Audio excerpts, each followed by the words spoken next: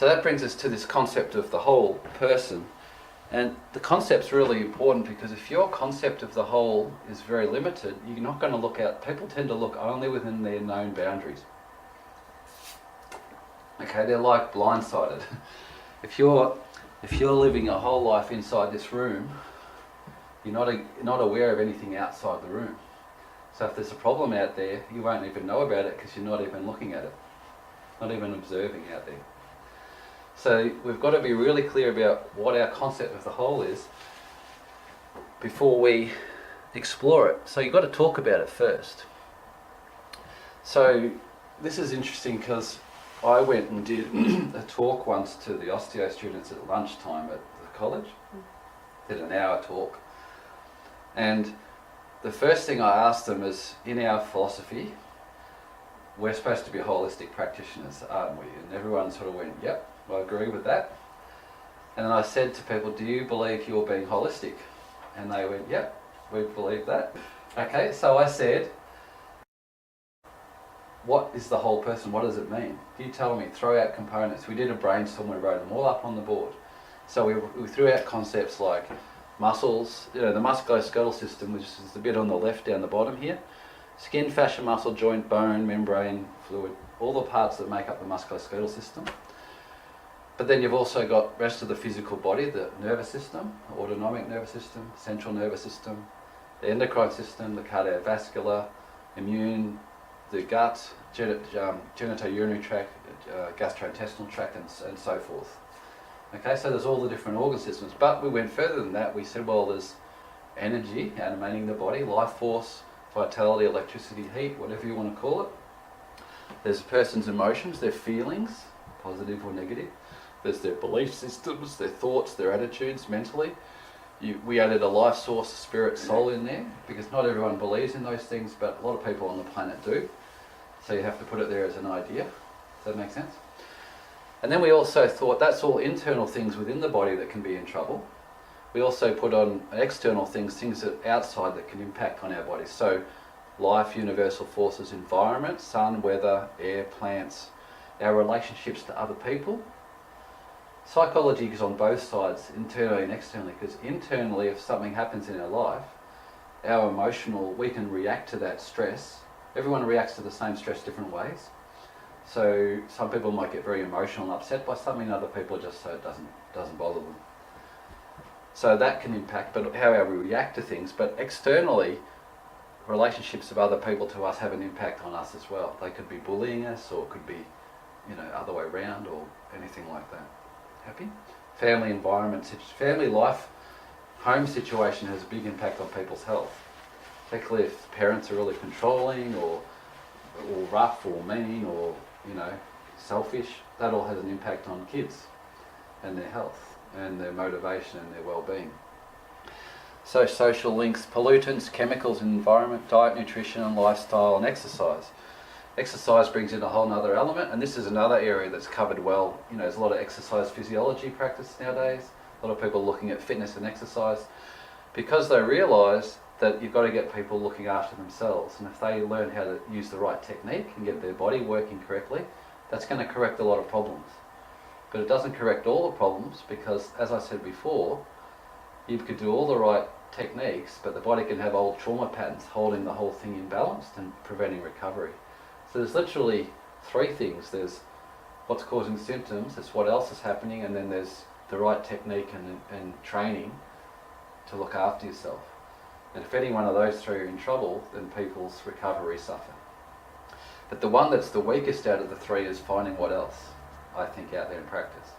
I think people are good with symptoms, I think they're good with exercise, I think they're falling down with actual treatment of what's actually going on in the body. Because of the over-focus on the symptoms. And it's interesting because I think a lot of people that are even doing research, they're adding exercise in because they don't necessarily trust their treatment to treat the right patterns, so they're adding exercise in, which gets better results in the surveys. I think it'd be interesting to do research on treating the really primary problems in the body and how that affects recovery versus treating the symptoms on recovery. I think you get a lot of success, because the studies I've seen where people try and do, for example, manipulation of the neck for headaches, it never results in any significant findings. Maybe 10% good it does.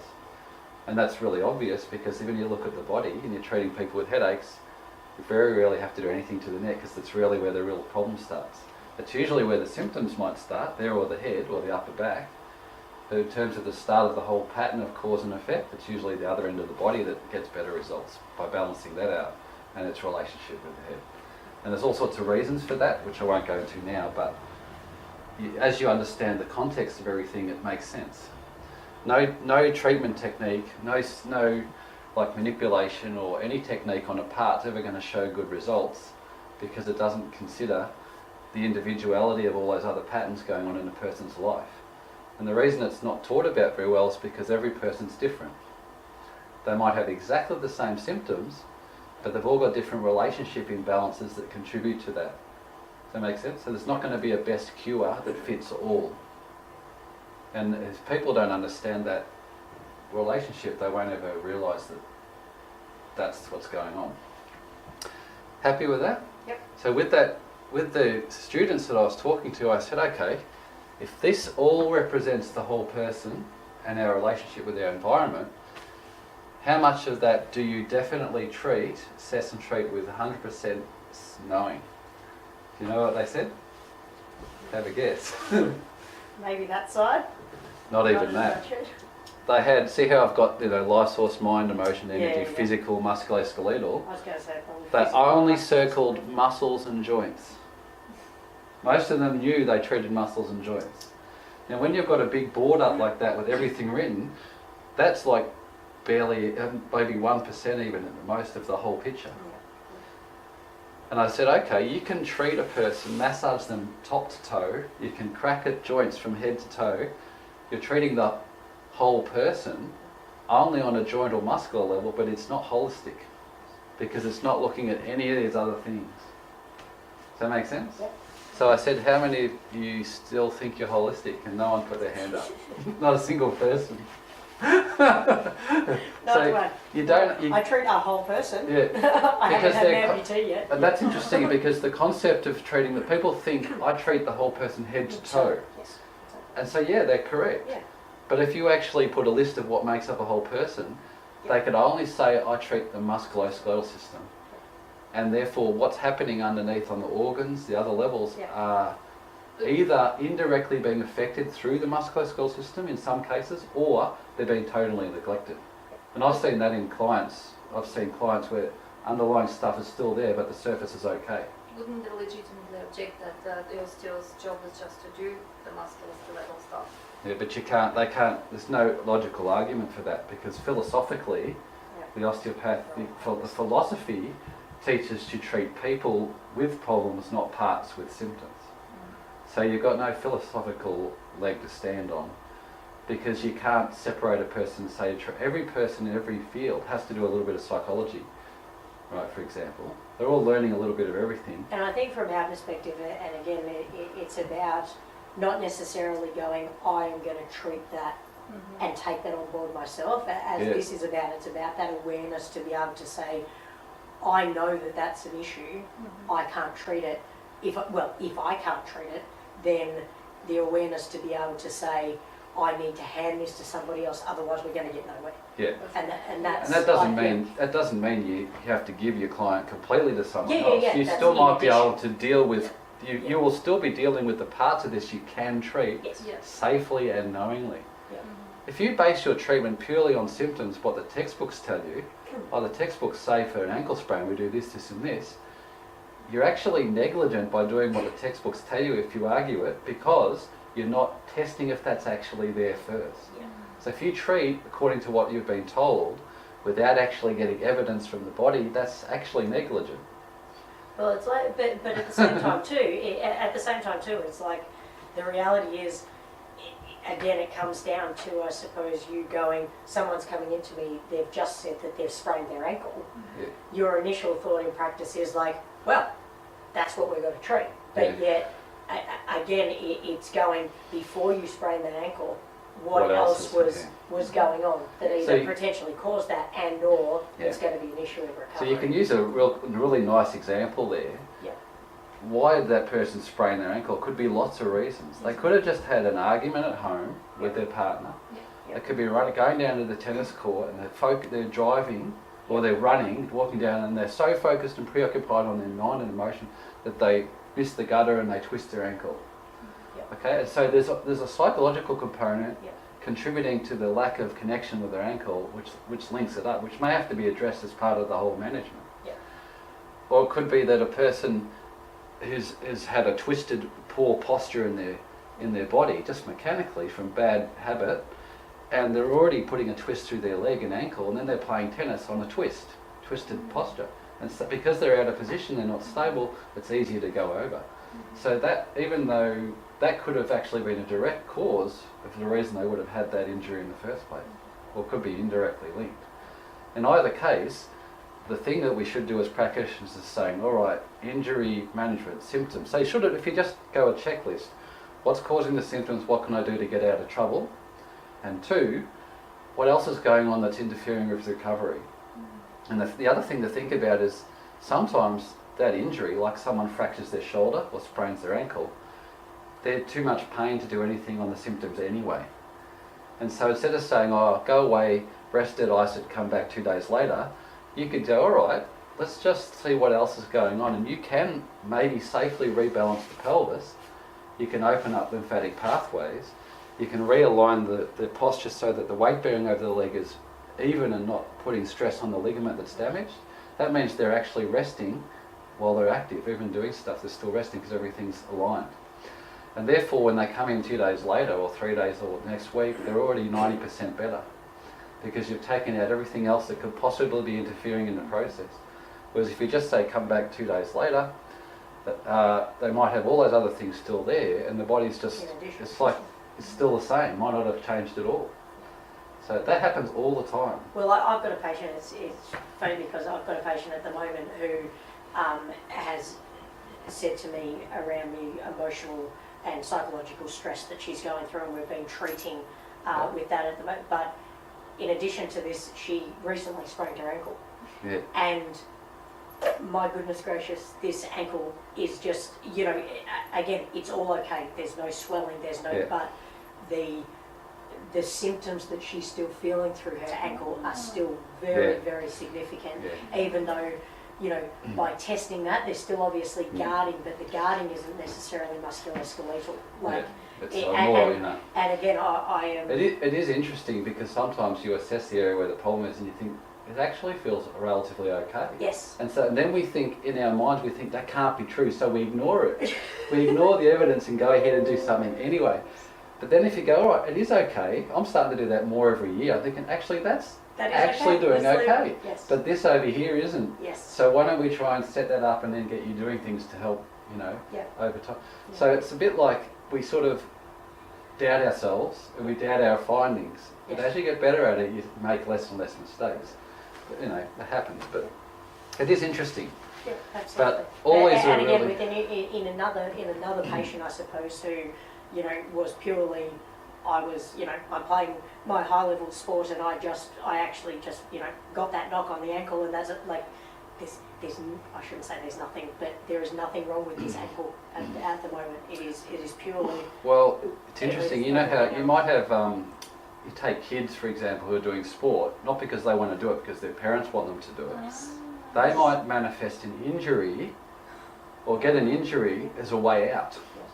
They don't want to do the rehab, they don't want to heal because it gets their way out. Yes. So even if you do all the right things, something in them's going, nah, I'm not budging. Because it's going to be the longest hamstring ever. Their parents won't listen unless they've got a reason, right? So they'll manifest an injury. And that might be, all right, I can't go back and do it, so they have to go on a different tangent and do something different in life.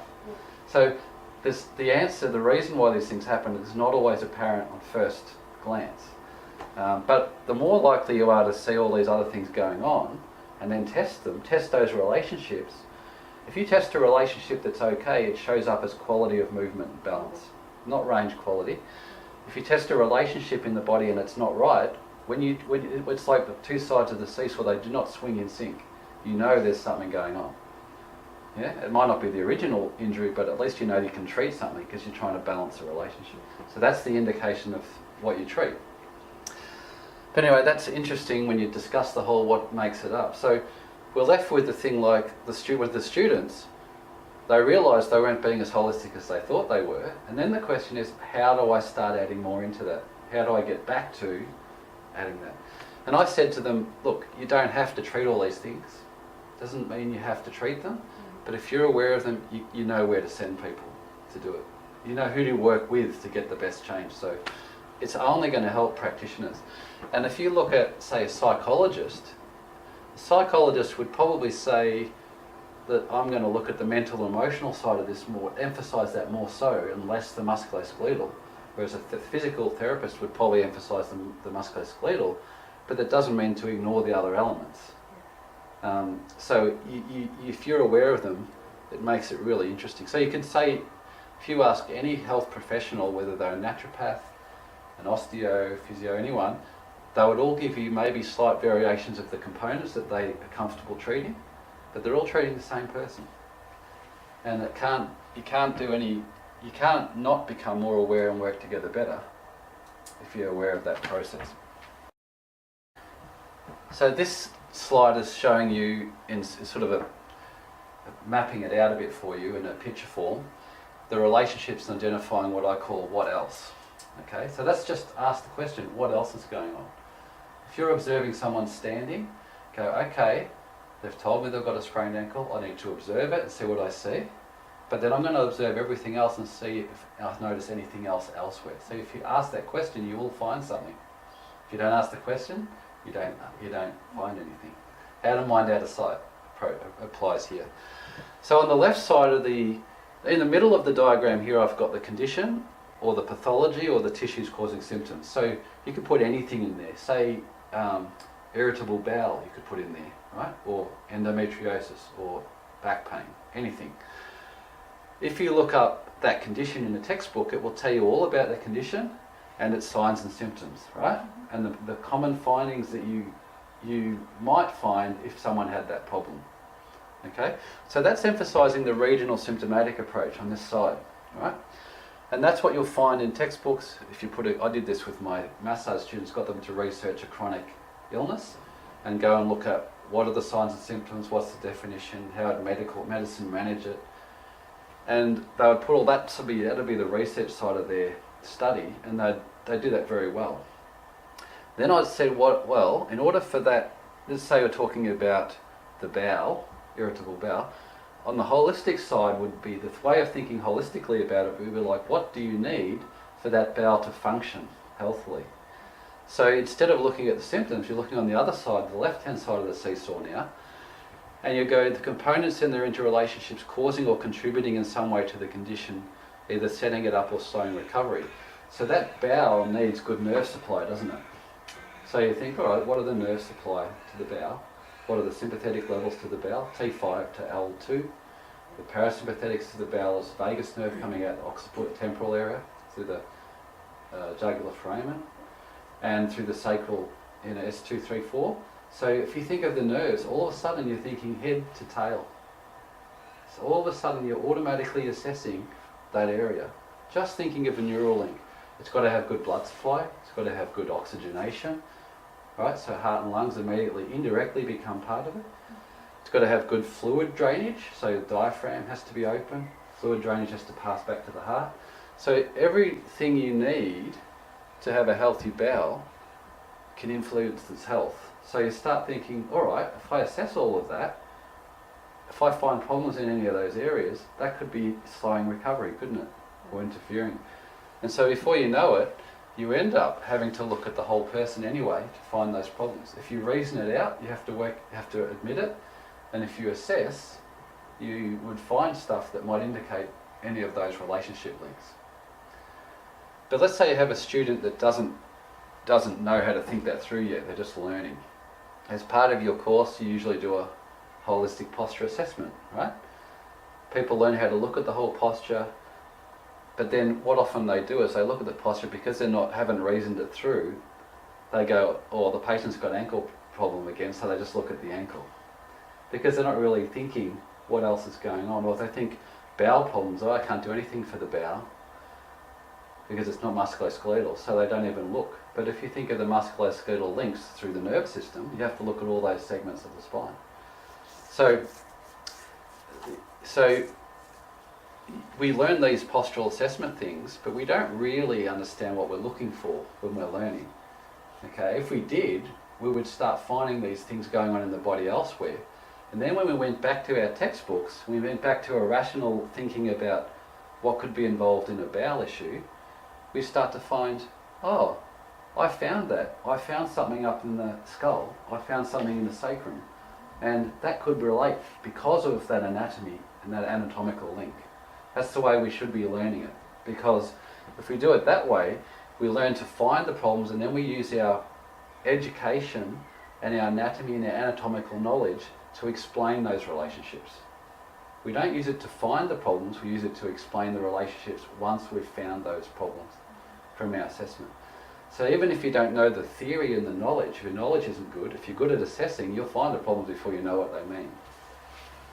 Whereas people who base their treatment purely on knowledge don't find the problems, so they're treating on their knowledge base, which can be very helpful. It's based on history and it's based on a knowledge of conditions, and a lot of people treat based on that very well, but that doesn't account for what else is going on in actuality in that person's body that could be interfering. And that's why some treatments don't work on some people and they do on others. Everyone happy with that? So in other words, you're looking at causes in the whole body affecting that condition, that tissue, and then that creates symptoms and signs. And if you look at both sides, education and training should include both sides of that. And in order, this gets us on to the next point, how do you actually figure out what's going on elsewhere in the body? And that comes back to this concept of A, R and T. A, asymmetry.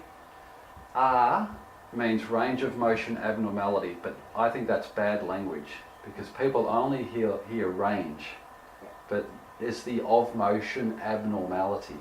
It should mean quality of motion because quality indicates function. Range doesn't mean anything other than something stuck. I could move my shoulders up, I could be slouched and try and abduct my shoulders and I only get 90 degrees range. If I stand up tall, in other words straighten the spine, I can get 180 degrees. But if you notice, even when my range is limited, because my posture's bad, I have good quality up to the point where I can't go anymore. So technically I'm functioning really well. So if you have a limited range but function's good, that's not your problem. Something else is causing that limitation.